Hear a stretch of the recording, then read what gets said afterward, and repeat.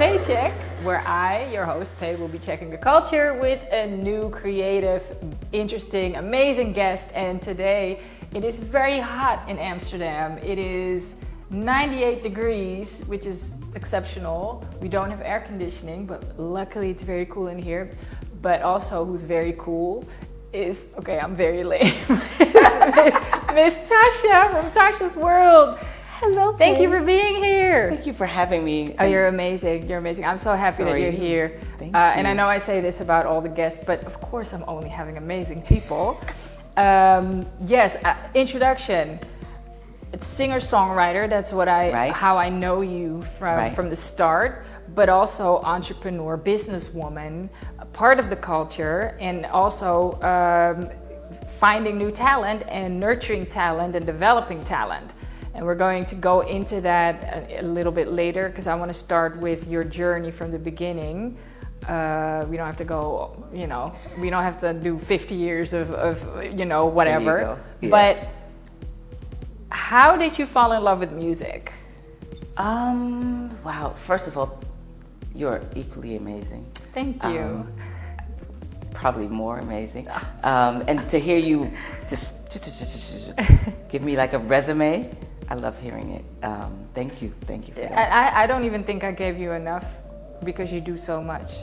Wow. But I like for people to talk about themselves a little bit more, so I learn new things. Oh, wow. Well, how did I fall in love with music? I think I fell in love with music very early. I think by the age of 2, I definitely fell in love with music already. The first time I heard a song that really touched me was 𝗬𝗎𝗓𝗏, All Alone Am I. Very depressive. It's been like sort of the... You were 2 years old? No. 2 or 3, something like that. And I felt the words. I didn't understand the words, but I felt it. It was a very mature song about a woman who's just being just alone with just the beat of her heart. Right. I mean, come on. So I felt it, and for me that was equally, I wrote my first song to that song, right, to the melody, and my song was Mickey Mouse is Dead. Yeah. That was the same, it had kind of the same charge, the same feeling of the sadness that I could hear in my voice. That's the first time I fell in love. And then when I saw Earth, Wind & Fire at the age of 4, my dad took me. That was the best thing he ever did. Oh, you actually went to a concert at 4 years old? 4 years old. And that was the thing. That's amazing. Yeah, that's when I knew. Big up to your dad for that. Big up my to parents him. did not take me to concerts. I mean, he had to.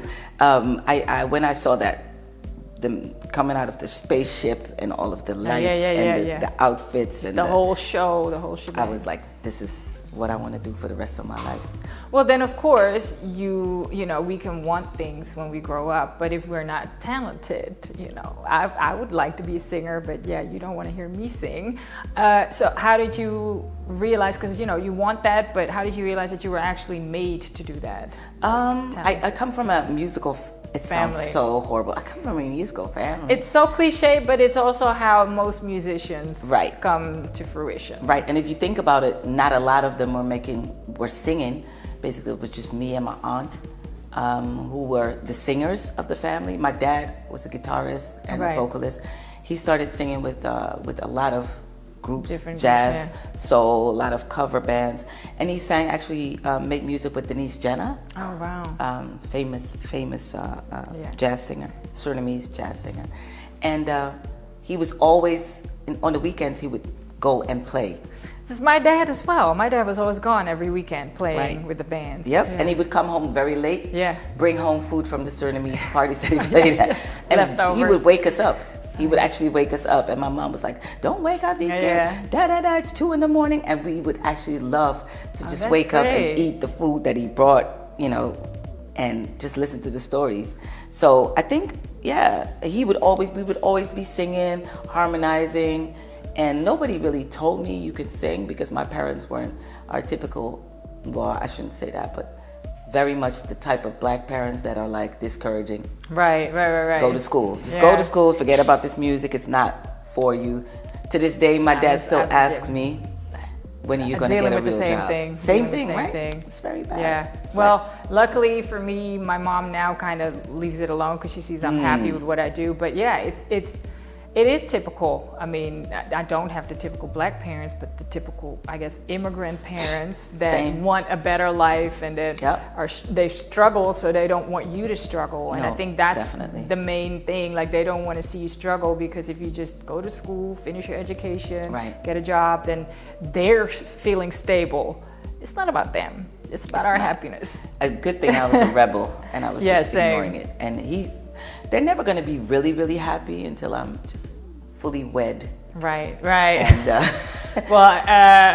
don't hold your breath. I mean, you never know. You never know. But the thing is, I've always wanted to pursue. Music was just something that I really loved doing, and I wanted to be all kinds of things, but music was always the main thing. The main thing. All right, tying it into hip hop culture. We've met. I don't even remember when we met, where we met, how we met. It doesn't matter. It was years ago. And we've been cool ever since, but we always run into each other, mainly also at hip hop events. Definitely. How has the culture of hip hop influenced you as a person and as an artist? I mean, hip hop was just that. I love jazz music first. First of all, I started loving jazz music really early in my life, and then the samples that hip hop would use were mainly jazz. So I would hear the Miles Davis come back and I'd be like, what? This music was so rebellious, so rambunctious. It just made me feel like, when I heard Public Enemy for the first time, that was it. I was sold completely. Because you were also a rebel. I was a rebel. Yeah. I had a cause though, but I was definitely a rebel. So for me, it was like, that is the thing that I belong to. The whole culture, the community, sense of community, sense of belonging. Absolutely. I love the Black Panthers and what they were doing, especially New York culture. Like, I was really East Coast girl. So for me, the clothing, everything was just... The style, Come on now.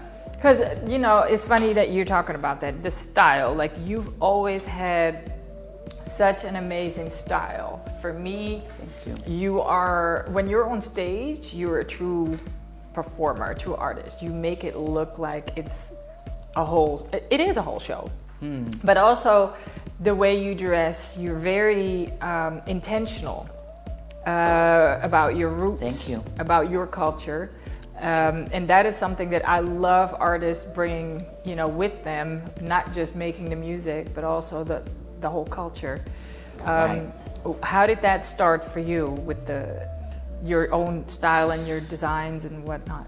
I had to find out the hard way. I always believed that singers would wear high heels and just stand on stage and just sing beautiful songs. And I just wasn't comfortable wearing the stuff that those artists were wearing. And my former manager was like, why don't you just take it off? Yeah. What are we doing? Because it shows when you're on stage. It shows. You're very uncomfortable. You can't focus on actually performing. So one time we just decided to take everything off and just go from, wearing some Adidas tracksuit, blinging it up, or customizing some jeans, making a skirt out of it, and that's where it progressed. And then I started wearing bright colors. I loved to show my roots. My African roots, my Caribbean roots, whatever you want to call them. Just put all of that together. Wear heroes on my body, like Bob Marley, Che Guevara, all those. Yeah, you stood for something, or you stand for something. Yeah, I'm not a political singer in the sense that I sing about what's going on in the world. But I do wear it on my body, and I make sure that I am vocal about it. So one of the things that I always thought was amazing is you were one, for me, at least to my knowledge, don't take this as fact, people, but you were one of the singers from the Netherlands that actually went to tour overseas. You had major success in countries such as Japan, when nobody else was really trying to find out who Tasha's World is. How did you go about that? How was that for you? Like, you're trying to build a fan base for yourself, but then nobody really, acknowledges you as the artist that you are, but you get the acknowledgement outside of your own borders. I mean, it was what it was. I just wanted to make this music. I wanted it to be out, and Japan was the first one that said, "Let me have that." They actually released a demo, and just said, "Can we have the demo? Can we put it out as a single?" And by that time, I was already playing the Netherlands, like doing small festivals, but the labels just didn't. The labels just didn't care. They were like, "We have 𝗬𝗢𝗜, we have 𝗬𝗧𝗛𝗏, we have 𝗦𝗢𝗖𝗜𝗔𝗏. Thank you. You're a Dutch girl. We don't need that type of energy." And that was, we have to make the audience understand that was back in the day. Oh yeah. Because nowadays it's easier for independent artists with bands to get booked or do something. But at that point, you still had to depend on labels to literally release your music and get played everywhere. Definitely. And they called it pretentious because they said, "You have such a big band, 15 band members. How dare you? Right. How dare you be pretentious and pay them all 50? Act like you're big." Pay them all 50 guilders at the time. Just make it work and then make it work. But I was like, if they don't want it here, I'm gonna travel. So I went to the Popcom in Germany. Right. Japanese saw it. I signed a contract within a few weeks, and the single was out. It was a big success. So they said, "We want an album," and we were like, "What?" So we had to make an album in 2 weeks. Right. We made the album, mixed it, sent it over there, and they put it out, and it became like some cult thingy. Yeah. And then the British people, the UK DJs started playing it. It got released, and then it got released on Dome Records. In the UK. Amazing. And then the Dutch said, "Wow, this is our artist. Come back home." So that was, and I was actually very bitter at some point, trying to be petty, like, "I'm not speaking any Dutch. Forget these people. British accent only." But of course, that's not in my nature. I'm not petty like that. I'm from the UK now. Yeah, now, well, actually. Actually, I don't know you Dutch people. There you go. But I can understand it, because I think this is something that a lot of artists deal with. Oh yeah. Wherever they're from. And we've seen it with multiple artists in the Netherlands, where if they gain some success outside, then suddenly our own country wants to claim who you are. And it's sad, but it is what it is. Also, I think it has a lot to do with our country being so small that we look to like United States and bigger, the UK, bigger territories to get the talent. Because they don't believe necessarily that people from their own ground can make it globally. And I mean, you have to understand, you are singing in English. It's not like you were Dutch singing. No, but it wasn't even a thing to sing Dutch. No, at the time it wasn't. It was only Corrie Konings and Anita Meijer. Those. Oh no, even Anita Meijer sang English. Schlager Festival and. Then it was a totally different genre. But for me, my thought process was English. My sense of feeling, writing was all English. So, and I didn't want to be stuck in this country. And it's the same with hip hop. There was no Dutch rap back in the day. It was very whack. It was non-existent. And so when it started becoming a thing, you could tell that even English rapping or English singing artists, who change over to Dutch because it would be more successful, because there was a market for it. Right. Now, you've never done that. No, I have done 2 Dutch things in my life, which I'm so proud of. Oh, really? Because it just makes me smile. Because when I sing Dutch, I envision myself to sound like 𝗬𝗘𝗏𝗏. For the people that don't know 𝗬𝗘𝗏𝗏. She's a singer. Famous Surinamese singer, Dutch Surinamese singer, sings in Dutch, very articulate. The way she articulates is just beautiful. And she talks like that too. Yes. So in my mind, I just morph into 𝗬𝗘𝗏𝗏, just having the best time of my life. So I did that one time just with Marco Bassato, but that was not a recording, that was a performance. Okay. I sang one of his songs in 𝗬𝗢𝗖𝗜𝗔𝗏. That was really a beautiful moment. Super dope. And then one time I recorded a track with the Nuclear Family, later became the 𝗬𝗘𝗏𝗏. Oh, yeah. That group. But we never released it. But it was me singing a Dutch chorus, basically, and a bridge. And that was really dope.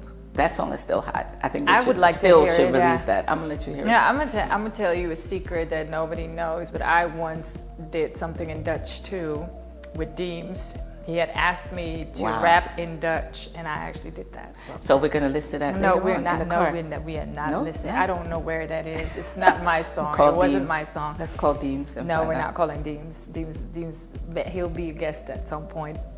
But no, so no, I'm happy that you're happy with what you've done in Dutch, but for you, your audience is still outside of the Netherlands. You're a global artist. You've worked with so many people, not just as a singer and songwriter, but like I was saying earlier, you're also working with different talents. Like you guide them. I mean, I don't even know where to begin. I mean, you and I have been hopping around town with people like Dave Chappelle, because you're good friends with DJ Trauma. You've worked with him. There's so many things that you've done international. Can you mention some of the things that you think are mention worthy? I think definitely the touring experiences have been just amazing. I think a lot of it was very good. I've had good management, even though we fell out at some point. He was a good manager, definitely a great job. So he would always try to keep me away from the Dutch. Oh, wow. And I didn't understand why, but for instance, I got invited to CMJ music conference in New York. The Dutch people invited me to be a part of the Dutch delegate and delegation, and he was like, no. And then a minute after he said it, I was in SOB's performing. Oh, yeah. And then the Dutch were in a cafe, which was super dope. But SOB's is this, I mean, it's a known spot in it's New a York. known spot. You know, it's a hip hop spot too. Yeah, so I was doing SOB's in 2003, I think.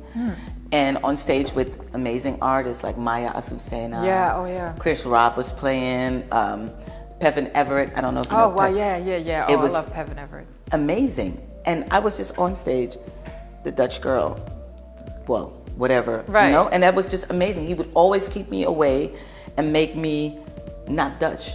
Yeah, well, I don't think or don't it was brand me as like, this is the Dutch girl, this is an international artist. Yeah, exactly. I think that's more accurate, because it wasn't necessarily that you're not Dutch, because you're proud to be a Dutch person, but you are more than just a Dutch artist. That's what it is. He wanted to push me away from that narrative, small thinking, because the country is very small. So the first, actually, I think one of the dopest experiences I've had is actually the way I actually met him through Erykah Badu's camp. Her manager, we met, and then they said, come with us to London. Let's help you get on your, let's help you find your way. So we went to London with Badu's camp, and that was 22 years ago. Actually, 22 years ago. So we just, 2000. we traveled around London, and I got to see a lot of how things work in the industry. He would just have me in a hotel room and be like, okay, all the labels pull up. This is this artist that I have from the Netherlands.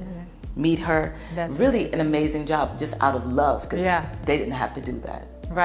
So that was a experience. You know, speaking from a manager point of view, you have to have love for, first of all, the arts. If you're managing a person that's in a certain art and you don't understand it, then that's already, you're not in a good place. But I think understanding your artist, that's your job.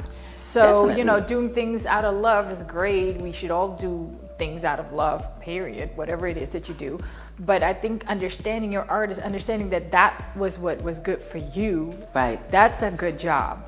It felt amazing. And he was Badu's manager, and then he said, let me help you out. And I knew that he could not be my manager, because he already had Badu. The amazing Badu is still amazing to this day. We were always compared, which doesn't do her justice, but it also doesn't do me justice. And also then he would always have to pick and choose for whatever that will opportunity. Always be Badu every time. Exactly. And that's and I was actually talking to somebody the other day. If you have multiple artists, whether you're a booking agent or a management company or whatever, and they're all the same, then you have to understand that if you get an opportunity for a certain genre or a certain person, then you're going to have to pick a person, and it's going to make like tension within your own camp. So it's good to have different genres or different type of artists that have their unique selling point. Unless you're like a person that just helps everybody. That's different. I mean, different thing. Definitely. But no, that's amazing that that you've done all of that. Right. And then going into, well, I'm just gonna say it. I would like new music from you. And I know that it's supposed to be coming, no pressure. It is. But can you tell us why you haven't made music in a while for yourself? Yeah. Well, for me, the music industry was a beautiful experience, but it was very tough just being in the industry as a woman. Yeah. I hadn't felt safe. I wasn't safe at all. Not even in my own camp. So Oh, that's sad. I just had a very bad aftertaste. Woke up one day and I was like, I just don't know why I'm still doing this, because the reason for it was music, but the love for music had just faded because of all the other nonsense that you have to deal with as an artist, which I had no problem with, but when it comes into your own camp, it just becomes it's just not a safe environment. Yeah. So me and my manager fell out, and I just decided, whatever it is that I've learned over the course of this career, I kind of want to protect people, other young artists. How can I help? How can I be a policy maker and change the policy and help the culture advance? I hadn't been in the Netherlands for a long time, like really solid, because by that time I was going back and forth between London and the Netherlands, and I was in Rotterdam, and I forgot what was happening. Yeah. And I remember the first time I actually came back and started really looking, Dutch hip hop had risen because we had 𝗧𝗘𝗏𝗏𝗧 when I left, and we had extends, brain power, but I was looking for something different, and then I found out that Rotterdam hip hop was just Dutch Rotterdam hip hop. I was just so proud. Just fell in love with all the new artists that had come out, and I was like, let me find my spot. So I started programming or creative directing a spot called Your Space. Your Space, like a little play off of MySpace.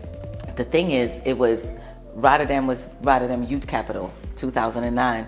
Oh wow! So it was called Your World, and they had a space called Your Space by the Hilton, and we started pushing, making a program, designing a program with master classes. We had Eric Robertson, Arrow.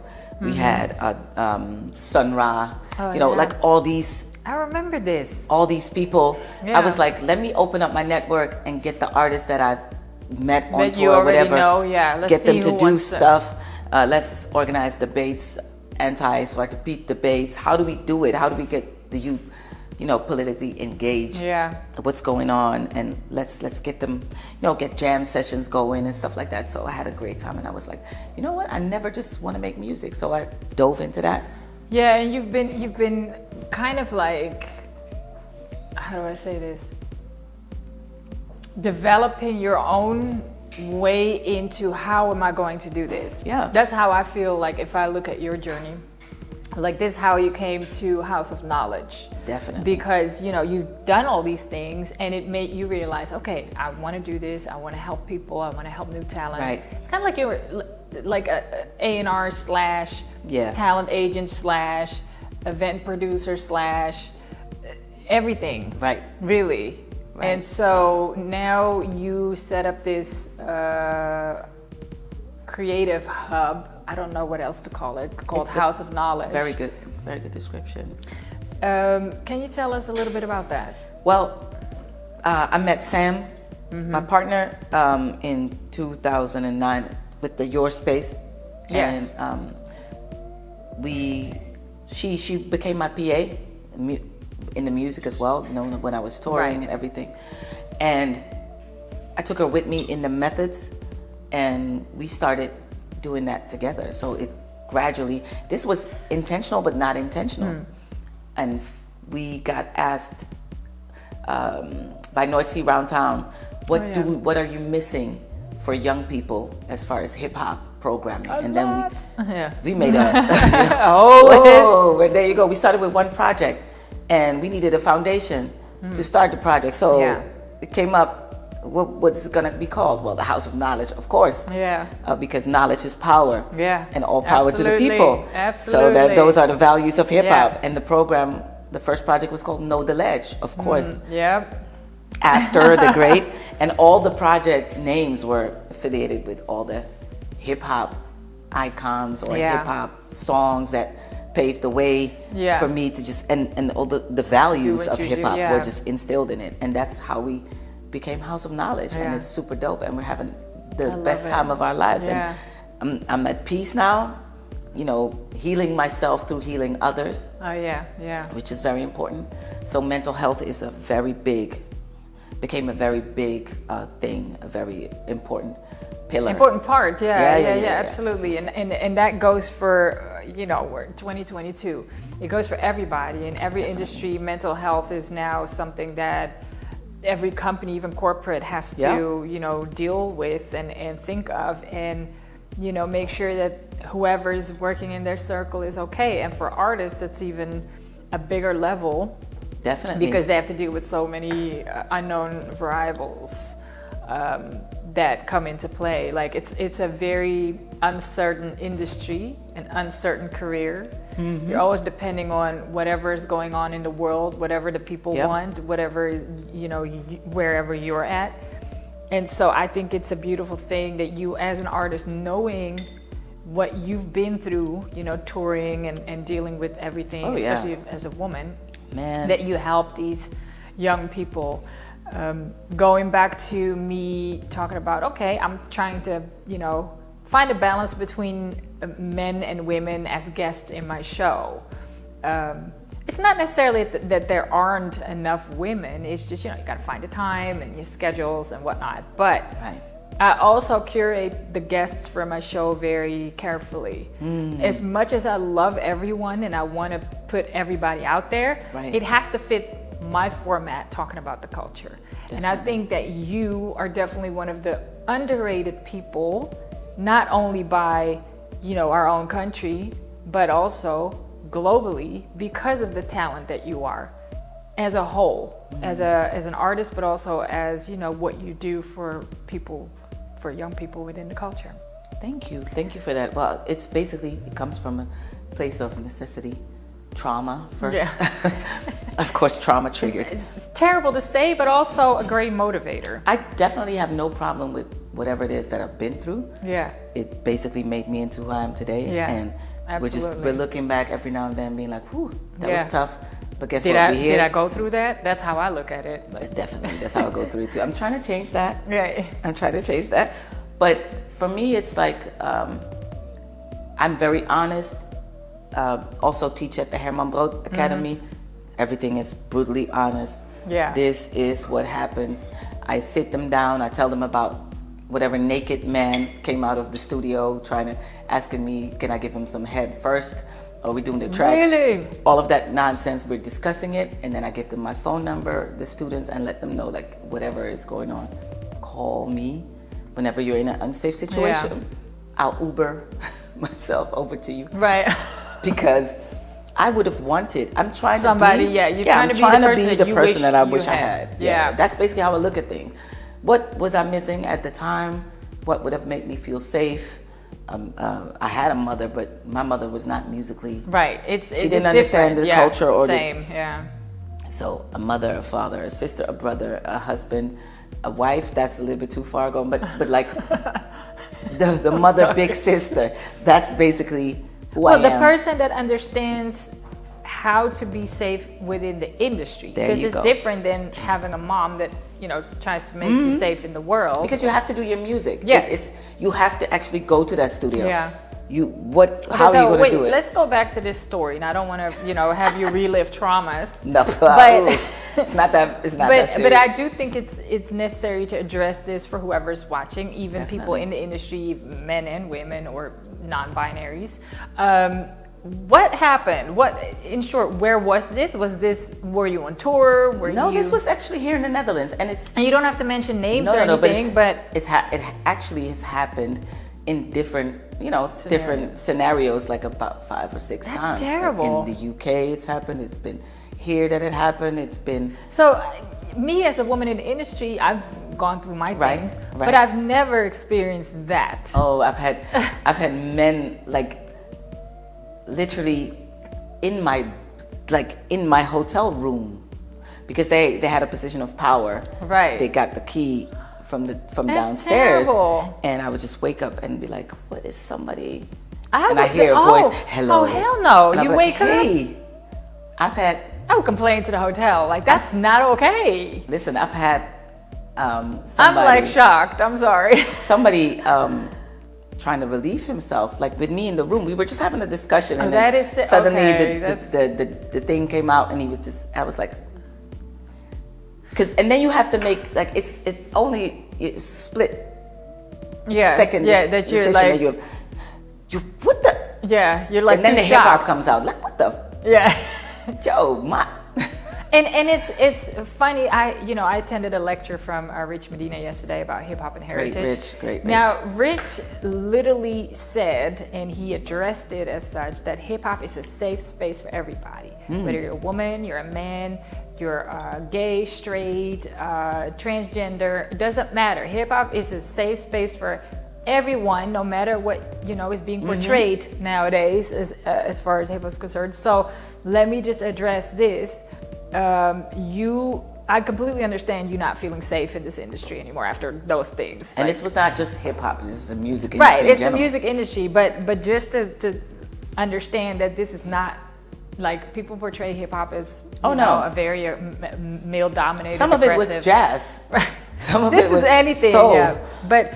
No, hip hop has always been safe. Yeah, hip hop itself. If I'm in a party, at a hip hop party, it's gathering, very communal. Like I'm safe. Yeah. But when I'm alone with a producer, his mind is not necessarily hip hop or un-hip hop, and it is what it is. Like the smallest little things, like from being in Italy, going to perform, walking up to the stage, and something rubbing against my hand. Yeah. And I look down, and somebody has literally taken their thing out, and then I have to go on stage, but I'm like, okay, we need to move away from this conversation. Let me wash my hands, and then and it is what it is. Those things are things that harden you. Yeah. Sometimes not in a good way, because you become very much like, okay, let's keep it moving. Yeah, but those things should not be normal.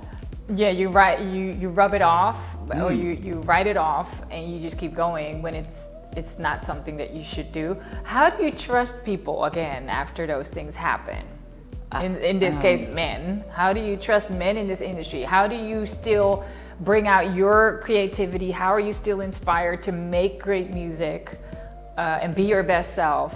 Well, I grew up, basically. I learned, and I wasn't naive at that point at all, because I was 27 or something at the time. But still. So I was not a baby. Yeah.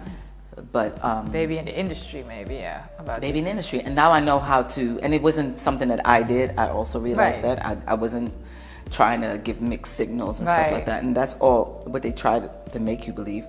But I conduct myself very strict now. Like I go into space, and I let you know exactly what we're doing. Right. So I'm coming. You have a different and it attitude. will be from this to that. I'm very business minded. Yes. Also, I'm not too emotionally invested in myself as an artist. I'm not like, but it's my art. Yeah, no, you I'm can also separate a product. that. Yeah, I'm a product. We're coming to finish a product. It has to be done because I need it to move forward. So I'm very strict. I can still be loving, because you have to have some creative flow, some love going, and some energy going. But I'm very much. I realize things a lot quicker these days. So. Well, I mean, we would hope that when we grow up, we learn, because when I hear your stories, I am shocked, even though I am a woman and I am mainly in the hip hop industry. I was working mainly in the hip hop industry, and I've had my share of things, but not as explicit as that. I mean, I never woke up and had somebody in my hotel room, but I had enough times where things happened to me, and I threw in the towel. And then you look at that towel, and then you realize, okay, well, what else am I going to do in my life? So you just grab that towel, and that towel has been tossed back and forth many a times, But when it's something that you love and that's your passion and you don't want to do anything else in life, then you keep doing what you do. And me as a journalist and, you know, as a consultant, but you as an artist and, you know, a teacher, a mentor, a coach, me too nowadays. But there you go. It's that towel, just you keep hanging on to that towel. But there have been many occasions where you want to throw it in. I think this is, I don't want to dwell on it, but this is an important thing that we've discussed that I feel like people should understand. And that's why you talk about it in spaces so it won't happen to others. Yes. You tell them how they ask me, how can I feel more safe? Yeah. You know, you always go, you take somebody with you that you trust. Yeah. Or if you can't take anybody with you, you let somebody know where you are. Right. They call in every or whatever. You move the date. Move the date. Until you can bring somebody. Yeah. Don't go in the middle of the night. Try to make it. Don't go at 7 in the morning. Yeah.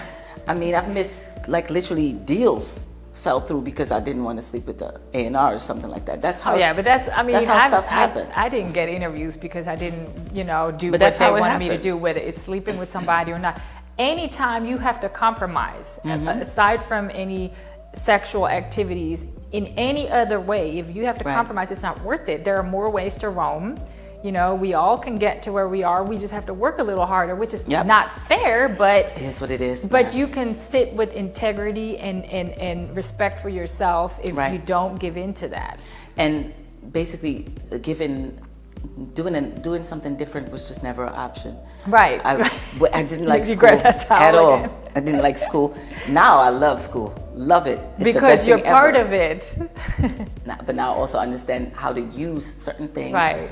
And, you know, apply them to what I'm doing now. But before I was like, bye teacher. And that is also the fifth element of hip hop, knowledge. Knowledge. You know, knowledge and always a student. I love it. And that's the thing. Now I feel that I'm at a point, like my first album is actually 21. This year turns 21. Yay! Congratulations. First album was so amazing. Yeah. Was Go so check it out if you don't know it. It's a classic. It is. I just bought one off the internet of Japanese right. copy like an with original. the booklet. $80 I paid for it. 80. I was like. So the price going up, man. It's classic. Yeah, it was good. So now I feel that I'm in a space where I can even further the knowledge that I share. So making new music is a part of that. Yes, I was about to say, because I mean, going back to that question, are we able to expect new music? And it'll be more mature. It'll be more you of who you are today with all the evolvements that you've had. It's going to be, for me, it's a spiritual journey, definitely. And I don't want to be like, oh, spiritual. But I mean, a spiritual journey, not necessarily. No, it's personal. It's personal. It doesn't have to be spiritual for everybody else that listens to it, but for you, the process and the songs are spiritual. Yeah, but for the first time in my life, I'm actually seeing clearly where I'm about to go. I also see like film, like. Where are you going? Where are you going? We're going somewhere special. Yeah. And for me, it's like, wow, I've never been more clear about my purpose. Right. And I feel like I'm a grown woman, but in this whole emotional, dealing with my emotions and dealing with putting it out in the right way. And I'm still a baby. So it's so much fun. I feel like I'm 17 years old again, just doing something for the first time. Yeah, but that is very exciting. We should have that all the time, really. You know, you have to have that same excitement as when you were a teenager, because that's when you get things done and it makes you happy. I mean, I'm still excited about a lot of things. I'm also tired about a lot of things, but it goes hand in hand. Yeah. We start the things earlier in the day. We start early. We're happy when an event ends at 10 o'clock. 10 o'clock is perfect, so I can be home by 11. Right. But that's it. And also all the young people, well, you know it. Yeah. All those amazing new artists. Oh, yeah. I cannot shout them all out. Yeah, but they're so dope. They are. Watching them do their thing. Yeah. They all remind you of parts of yourself. Yeah, absolutely. And you can literally look at them and be like, this is what you need right now, because that's what I would have needed. And they're all actually the same person. They are, but what I also think is amazing about this new generation is they have more awareness, self-awareness, and they have more tools to deal with that. Because if I look at, you know, some of these artists, I talk to them, I'm like, dang, I wish I was that mature when I was your age. It's like, I didn't know that. Their stuff is on point. They got the footage. Like, it's crazy. Going on Spotify, listening to them, because I also listen to them a lot on Spotify. And then you get the images, like, of the videos behind it. And I see this, I'm like, this stuff is on point. These little kids, which is not kids, they're grown people, they are actually amazing. They have, like, creative director that does this. And this is what the story, and they have like a whole theme. And I'm like, we was just doing shit. But what we have to understand is that, first of all, we didn't have the access. No, we didn't. We didn't have the tools that are available today. We didn't have the means that are available today. We didn't have necessarily the budget. There weren't as much funds and whatnot, subsidies. But also, one of the things that I can definitely appreciate, and I was talking to a couple of students yesterday, is that when I came up as a journalist, I had to sit hours at the venue. I had to sit hours in the lobby to try and get a manager or an artist to talk to me, to potentially talk to me. And I had to transcribe things. You know, transcribing an interview is horrible. You know, I sit there with my little recorder. It's hours and hours of blood, sweat, and tears. So I can appreciate how I came up with the little things that I had to try and be where I am today. But had I had the tools that they have today, I don't know, man. I may have been like there already, or I wouldn't sit. You would have been here. You'd be busy. So there's advantages and disadvantages of all sides, you know, and we just had to learn the hard way. I think it's a better way to learn. The hard way is quite good. But I think every generation says that, because our parents said the same thing. We kind of 70s. It's kind of the best time ever. I mean, I'm not gonna have that discussion. I'll leave that up to the I'm saying people, it. You know? I'm saying it. Put it in the comments or something. What is your opinion? But yeah, no. I think that there's a lot to be said for people that have to grind it out, and we have the mindset to teach the kids, because again, nowadays everybody's like more lazy because there's so much ready-made. We had to figure it out, like you said. We just did something. So there are no excuses nowadays to not get something done. It's just a lot of information that they have to sift through, but you can't be lazy. There's literally everything. Yeah, but there's a lot. We only had like 3 things, so what are we gonna do? We picked one. MTV, we had Yo MTV Raps, we had Downtown Julie Brown, TMF later. That was nothing. But we also had like 94, 95 with the best hip hop albums ever coming out. Like, come on. Also, leave in the comments what your opinion is. I mean, we could talk about golden era. We can go. Okay. Going back to your style, you were talking about how you loved what the Black Panther stood for. So when I see your style, I always had to really think like you were repping, like, you know, Zulu Nation. Like, and for me, I'm not black. For those who didn't know, I'm not black, because people always think I'm black, but I'm not. But I'm part of black culture. Definitely. But I wouldn't walk around like that, because I would feel like I'm misrepresenting.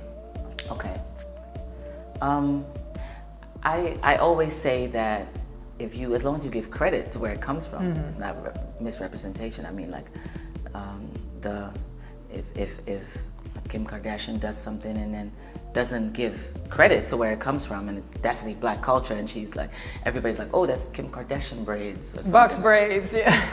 Like, listen, that just, she has that platform to actually then open her mouth and say something. Yeah, and we know all these big magazines have been thieving. It's like wherever there's struggle, whatever the nations that go through struggle, they are very inventive. Yeah. Like, I was in Joburg the other day, and these people are... The other day she was in Joburg, okay. I didn't mean to make it sound like that, but I actually was in Joburg. I'm sorry, I had to address that. I was just so happy being in Joburg. These people, first of all, South Africa to the world, they are amazing. The music that's coming out, the culture, the style that these people are stylish. The music nowadays is taking off. And they have so little compared to what we have in the West. Like, and I mean, they have so little financially and whatever, but they have a lot as far as culture. Their culture is rich, and they're bringing their like whole ancestors with them when they're doing this. And 𝗦𝗢𝗘𝗏𝗏 is a movement, and it's just so. If as long as you give credit. The other day I was wearing a Zulu 𝗬𝗘𝗘𝗥𝗝𝗦 crown. I can wear it because I give credit to where it comes from. I'm not a Zulu, even though I did my heritage. You're celebrating it. There's like 1%. I'm claiming the 1%. Do it, girl. But I also want to make people aware of that beautiful, rich culture. And the crazy thing is, then I meet a South African girl, and she says, "Ooh, I wish I wore mine." You know? Yeah. And it's a celebration to I just celebrate that culture. It's just amazing. I've even worn a sari, Indian sari, you know, and I repped it, and I made sure they knew where it was from. And not claiming that it's my heritage, but, and I think as long as you do that, and not try to be, I see a lot of people that are just doing it wrong, in my opinion, even though I don't judge, but still. Well, I always give credit to where, you know, talking about credits, we are back with the actual original cakes for the show. Shout out to Vicento Cakes. It's really nice. It's good, yeah. It's really good. Yeah, we had the last episode, there was a little mishap, and we had to have substitute cake, which was really good, but Vicento Cakes. Also talking about, you know, credits, I love the fact that today you're wearing Dutch design, Daily Paper. Shout out to Daily Paper. I love the dress that you're wearing, and as always, we're gonna have to talk about the shoes. The shoes. I'm wearing my watermelons for this hot summer day. Definitely the thing to wear. My watermelons, my Air Max 1s. What are you wearing today? I'm wearing my Adidas GLs Bad Bunny edition. Oh, wow. Yes, these are the Bad Bunnies. The Bad Bunnies. The Bad Bunnies. You're one bad bunny. I am. They're very comfortable. They're granddad shoes, as I call them. You know. You're not a grandmother yet. Well, I do, actually. I have only daughters, but I also have a lot of sons. Oh, right. Like, yeah. Not biological sons, but one had a set of twins. Oh, so congratulations. Kind of. So the shoes are very suitable. 𝗬𝗙 and Infinity. Grandma sees you. No, I love the dress. Thank you. It's very comfortable. Yes, and we were talking about it earlier. I saw the dress online, and I can never gauge how it would look, and I'm like, it might not look good on me. Do it. Yeah, I wish I had it so we could twin today. But we will twin one day. Yeah, we're gonna get it. Yeah. And I started wearing even more Dutch design, like Daily Paper, 𝗦𝗘𝗏𝗏, filling pieces. Yeah. The new originals, like. Yeah. All day. It's also very comfortable. We're at an age where you just want to wear comfortable stuff. I don't want to wear anything uncomfortable anymore. I don't do the things no more. I do the heels sometimes. Yeah, you're better than me. I never do heels. Never. Sometimes for weddings and stuff like that. I do heels. Well, I will do heels when I sit in the car, go to where I need to be, sit down, and then go back in the car and go home. I can't do heels when I'm walking or doing. Yeah. I wish I was one of those dance all night in stilettos. But I'm actually not. We don't have to be. Yeah, so a Daily Paper, I'm hoping to sit down with those guys at some point as well. I'm wearing Frankie's bikini because Pay's also known for liking, you know, islands. I'm an island girl, and you know, this fit the tropical atmosphere today. Nothing special. The shoe, one of my favorite shoes, the watermelons for the summer. It's always a thing. You know, I'm recording the paycheck. What shoes am I wearing, and what outfit goes with that? But today was extra hard because of the heat wave we're experiencing in Europe. You wanted to be wearing naked. That's what you wanted. Naked. Well, that would rack up the views, but or push them down.